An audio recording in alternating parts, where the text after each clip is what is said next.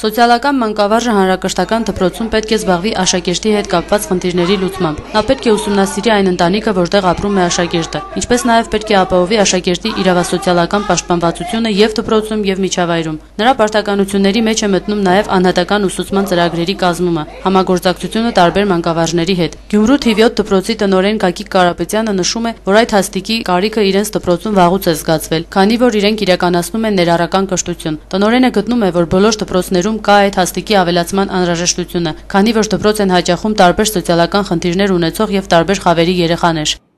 Այն մտայնությունը, որ հասարակության մեջ կա, թե դպրոցը միայն գիտելիքներ պիտի տա, դա թյուր կարծիք է։ Դպրոցը առավել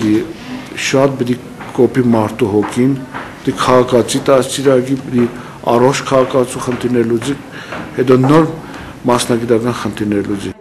Թիվ 29 դպրոցի տնօրեն Գայանե Բիչախչյանը գտնում է, որ ոչ բոլոր դպրոցները կարող են ունենալ սոցիալական մանկավարժ։ Այս պաշտոնը շատ կարևոր է դպրոցներում, այս գործառույթները իրականացնելը շատ կարևոր է, իհարկե, եթե դպրոցի ֆինանսական հնարավորությունները թույլ են տալիս։ Գայանե Բիչախչյանն ավելացնում է, որ այդ աշխատանքը համագործակցությունն է մանկավարժական կազմի, ծնողի, դասղեկի եւ աշակերտի միջև։ Սա բնավ չի ենթադրում, որ եթե սոցիալական մանկավարժը դպրոցում կա, դասղեկը ուսուցիչը այս պարտականությունները չեն կատարելու։ Ուրեմն փաստորեն ավելի խորացվելու, ավելի մեծ ուշադրություն է երեխային տրամադրվելու